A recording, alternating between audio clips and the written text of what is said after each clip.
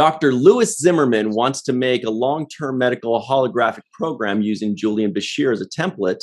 Jake Sisko says that sometimes Dr. Bashir gives way too much information. And a kiss from Lita completely short circuits ROM. Hey, everybody, and welcome to the Seventh Rule with Cirroc Lofton. Hello, hello, hello. My name is Ryan T. Husk, and I rewound that part about 5 times to watch Rom go like, oh, after Lita kissed. It was the greatest thing. That should be my backdrop right now. Today we're doing a review of Deep Space Nine, Season 5, Dr. Bashir, I presume, story by Jimmy Diggs. We know Jimmy Diggs, written by Ronald D. Moore, directed by David Livingston. This was February 24th, 1997. Let's get into it. How are you, Cirroc Lofton? Doing well. Doing good. I'm excited about this. So this was a change of pace for me a little bit from where we just left off with the two-parter, right? So we just came off of these huge Jem'Hadar, like, Dominion storylines where everybody's life was at threat. And now we've kind of taken a step back here and we're going back to, building up what's happening on the station and getting back into the past of these characters, which I also enjoy as well. Once you start to get on the hook for buying into what's going on, all the storylines kind of have their own little place and meaning for you, right? That's a good point. Real quick, we'd also like to give a shout out to our good friend, Mr. Bill Victor Arucan, who is out filming like nobody's business lately. He's filming Alien Danger 1 and 2. He's out acting and producing all. He's in LA more often than Cirroc and I are, and he's not even based in LA. It's crazy. So shout out to our good friend, Mr. Bill Victor Arucan. Good guy, good friend. I'm sure we'll be seeing him soon. Yeah, okay. That's our guy. And he's doing it big. I didn't realize he's always working, but he's always working. He is a man on fire right now. It is insane. It's a good thing. But he's a go-getter. He makes his luck. He makes it happen. And that's what we got to do in this business. Now, you mentioned it's good to see what's happening now and on the station. And when you said that, it kind of made it seem like something I hadn't thought of, where it's like this 26 episode season, if you think of it as like a movie script or like a whole script of something or a chapter in a book, there's the ups and downs. You can't have, like a roller coaster that just goes down for 26 episodes. You have to have those big jumps, and then you have a moment to catch your breath or a moment to reassess, or like in horror films, you have that moment of humor. You got the comic relief a little bit to gather yourself. And this was one of those, right? Yeah, it was. And what DS9 does so well is they kind of go around the board and pick one or two characters to say, now we're going to develop on them. We're going to build their backstory. We're going to give them something, that's going to alter the course of who they are, or something that's a reflective moment where they're looking in the mirror and they have to learn about themselves and make this leap of faith of understanding. You see it with Odo kind of, getting into his history and his heritage and what he's about. Yeah. And then you see him losing it, what that's about, and now being a human. And then you see him get it again. So it's like they're building this.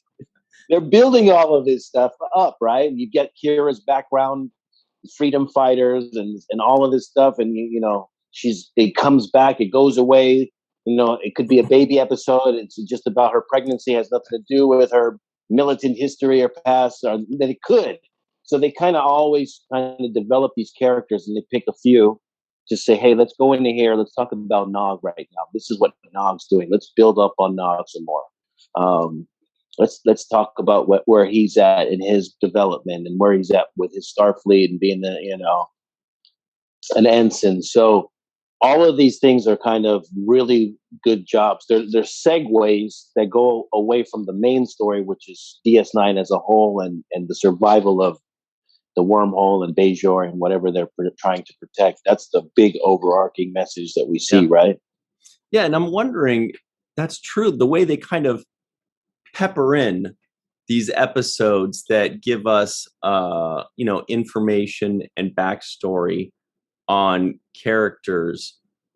They're not just, exposition episodes, but they do serve as such while still being fun and entertaining and interesting and or exciting.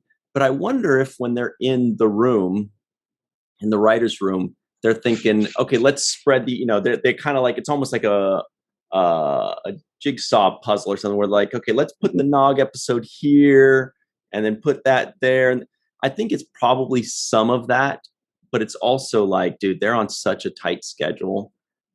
I can't imagine it's easy for them to just plan out all 26 episodes beautifully and perfectly. Like, okay, we'll put this one here, we'll put that one there. Because I bet you, like, you got budget to deal with, you have actor availability, you have production issues. They're just going to do the best they can, and it's like, it's amazing that they were able to do it the way they did. It seems like it was perfectly mapped out.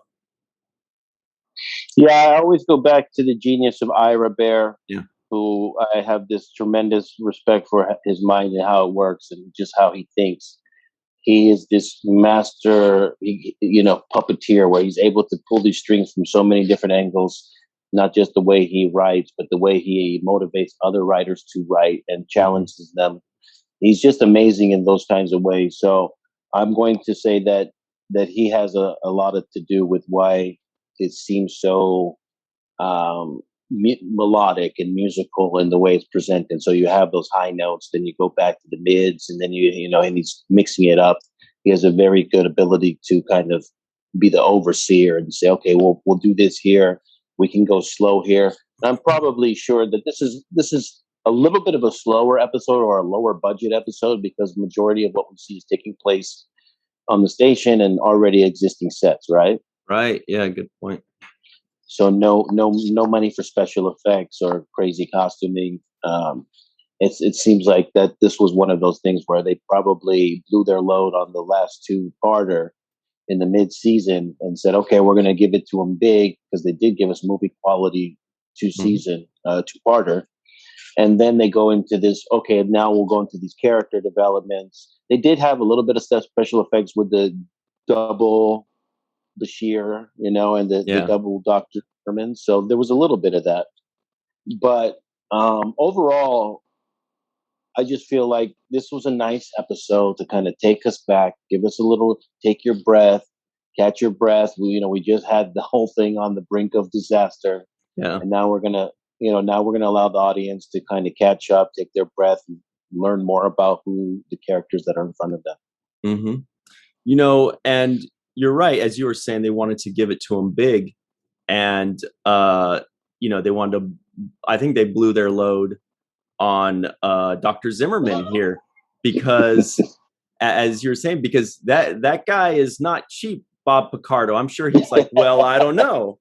I'm already on Star Trek Voyager. Maybe you've heard of it. If you'd like me to do double duty this week, then, let's see. So maybe they couldn't do special effects. Maybe they're like, we got Picardo. We wanted spaceships everywhere. No, but I'm sure he was more than happy to play ball. I did kind of, when he showed up, which was a great surprise, when he showed up, my first thought was, I wonder how he felt about it. If he was excited about it to build up his character in Voyager, or if he was excited about it to play a somewhat different character than his character on Voyager, or if he was excited about it because he's just like, hey, more money, or what it was, or higher IMDb rating, who knows? But I would be curious to know, if he were excited about this role and why, because there's so many different reasons that I could see that he would be, but I don't know which ones they are. Yeah, but I think some of how he felt was input into his performance in the scenes. And there were moments in which I felt like he was envious of Bashir or jealous of him in some slight way. You know, he hated to share the spotlight with him, right? And I felt like, oh, maybe there was something there, you know, because you know who's the greatest doctor and all this this is that kind of a competition, right? Um, but I think more than that, for me, if it was me having the opportunity to work on Voyager or on any other show, I would be most curious about, you know, what it was like, the experience. What is, you know, how is the tempo? What is it like working with the crew? How are the other cast members? You know, kind of the whole feel for it. That would be the thing that most intrigued me.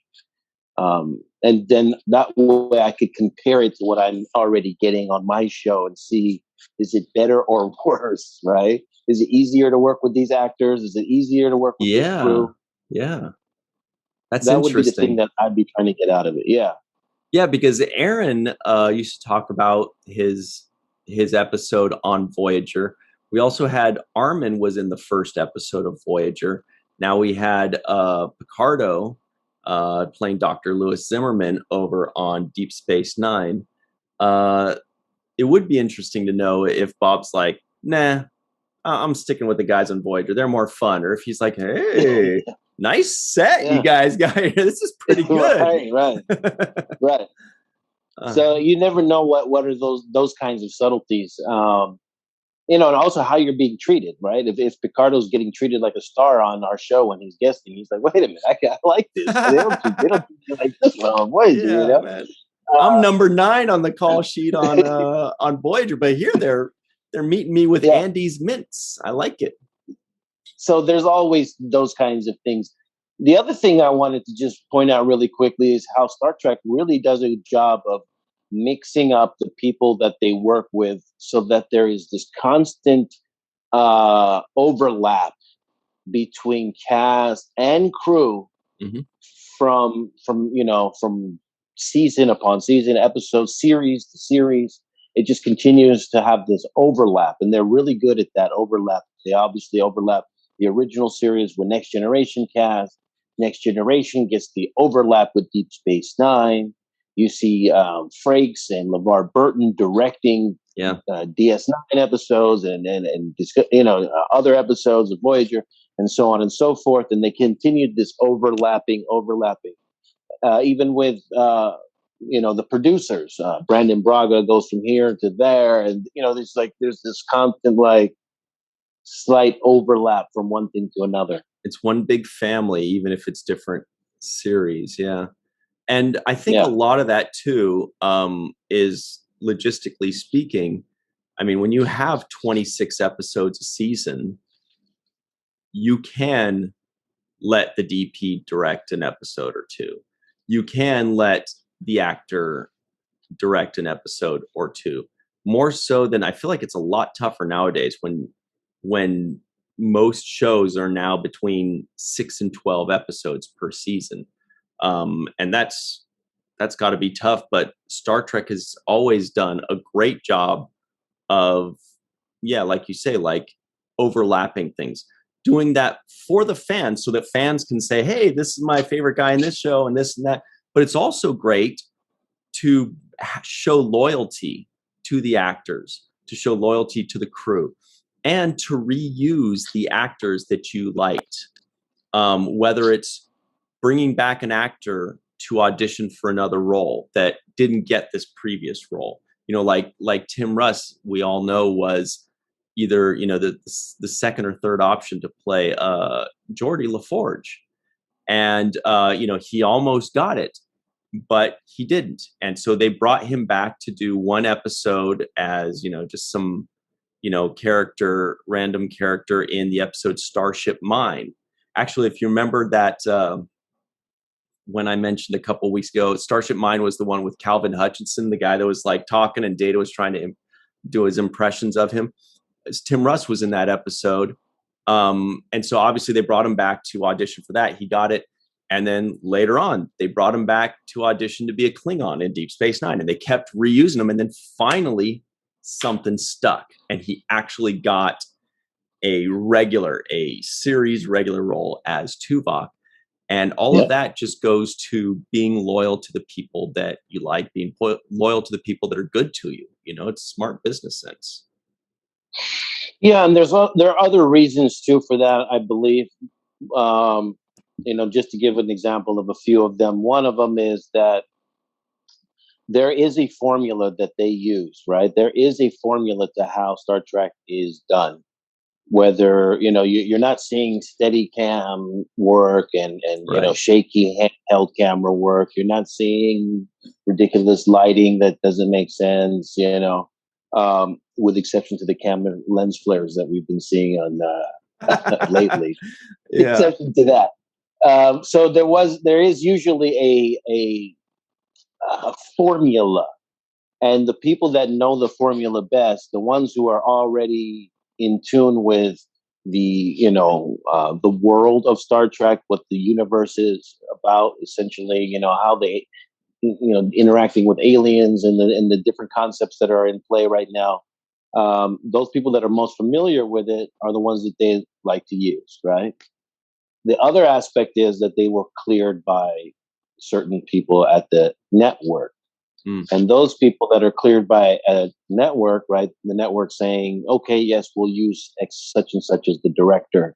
Once they've been cleared and they've been proven to show good results, it's not a difficult thing to bring them back. Oh, yeah, we already cleared that guy. He's good. You can bring him back. They're part of the team now. Yeah. They're part of the team. We know what they're good for. They're going to show up. They're not going to leave us hanging. They're not going to leave the set and storm off and whatever, you know. So those guys, they're cleared. They're good. And they technically and usually, you know, put them in a category of reuse that guy. And that's why we've seen so many directors who have done 6, 7 episodes of multiple series. Yeah. And we see it so often in Star Trek. And I don't know, as a fan, it's just a really great thing to see.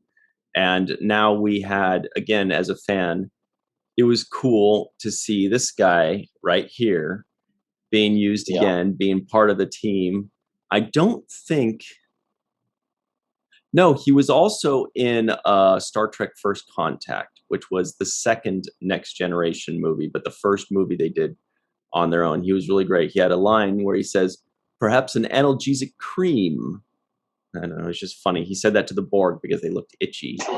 But anyway, it's, you know, I don't want to ruin it because I'm sure you'll be the first in line to watch it again. But anyway, there is a lot to talk about in this specific episode because it seemed like they crammed a lot into it as far as they had Robert Picardo guest starring, right? Which is usually enough for an episode. But then they also introduced 2 more characters who were Julian Bashir's parents. By the way, can we just say for a second that the second Julian Bashir's dad walks in with what sounded like an Australian accent, he's like, "Hey," he's like, "Oi, son, how you doing? We're gonna throw some shrimp on the barbie. Hey," or I don't know. And I was like, "Huh? What?" Like the second now. I don't know if it is necessarily completely Australian. It seems like that actor, I can't remember his name, but Brian Duck, something like that. But he's got like a mixture of an accent, but it sounded extremely Australian. And the mother sounded maybe more Egyptian or Middle Eastern in her accent.